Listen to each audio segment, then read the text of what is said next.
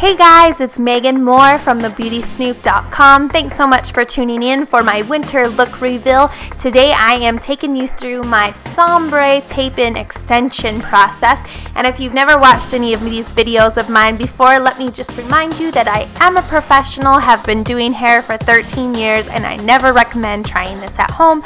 Always go see your stylist. I just like to give you guys an inside look about how I do my own hair and some of the process. I think it's just kind of fun, and that's why I do it.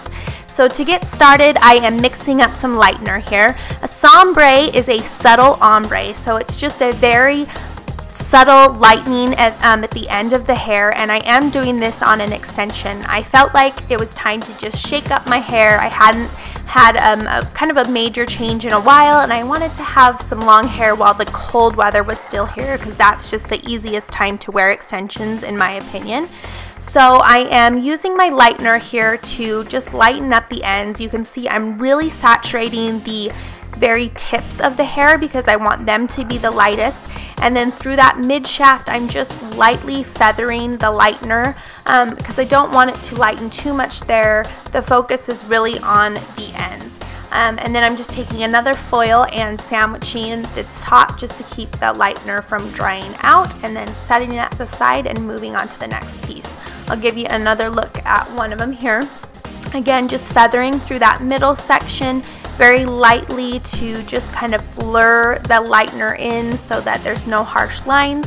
And then as I get to the bottom, I'm really saturating the ends, making sure that those are fully coated so that they lighten a lot.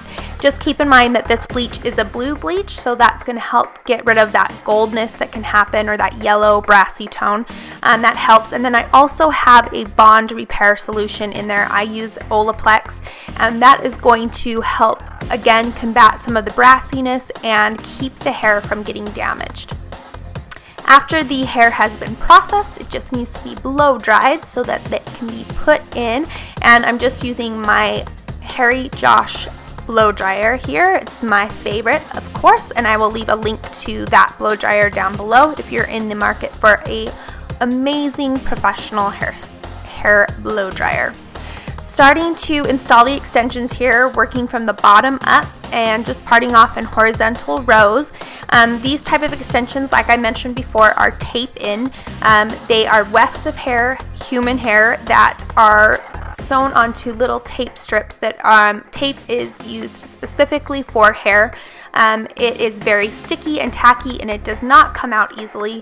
And you take two pieces and they sandwich together with some of your natural hair in between to hold on. They last about 6 to 8 weeks before they are grown out too far and need to be retaped and slid back up. They need to be reinstalled, and they really are comfortable and easy to wear. They are just my favorite type of extensions, and I have converted all of my clients over to tape-in extensions. I used to do other types with beads or fusion, but now I am completely and 100% converted to tape-in. I just think it's the easiest method, quick, and it definitely lasts, and I think it's the least damaging as well. So again, just working through the bottom sections, I kept all of the underneath layers dark, so none of them had been lightened, and that gives that kind of shadow effect. It helps make it look thicker. And then as I worked towards the face and up higher on the head, I began to put in the pieces of extension that had been pre-lightened on the bottom, and that's going to give that kind of sombre effect that we're talking about, that subtle ombre. I'm really loving that trend. It's just a beautiful way to kind of lighten the hair, but it's not nearly as over the top or as bright as some of the other ombre trends we've seen in the past. I just love it, especially for winter, because you still have the depth and the darkness of the root color, but then you just have a little bit of that lightness towards the end. So I'm really loving the ombre trend, whether you do it on extensions or on your own hair.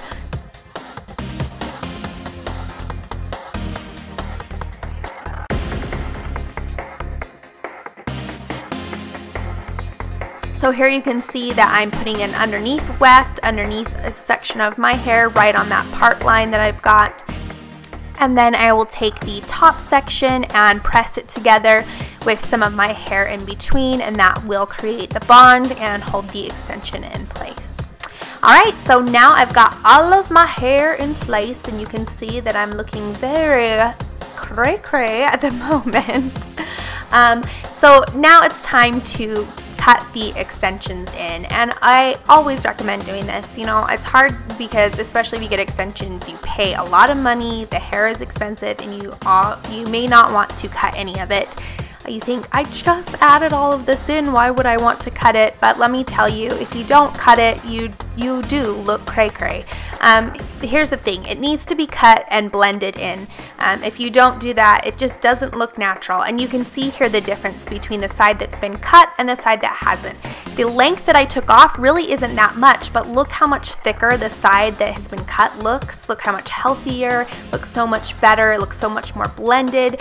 It needs to be layered, and it needs some of the texture taken out because it's just too thick and too much, and it just makes a big difference. So you can see that I've just gone through and I'm just taking some of the length off, and then with my texturizing shears taking a little bit of the weight out just to make it more natural and a little bit lighter so it moves a little bit better.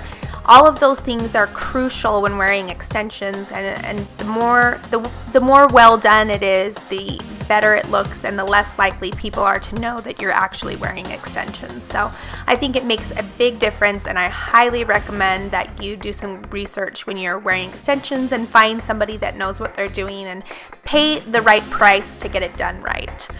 Finishing up here with just some great flat iron work. That is my Numi En Vogue iron. Again, I will link to that down below. It's one of my favorites. And here is a final look at my before and after.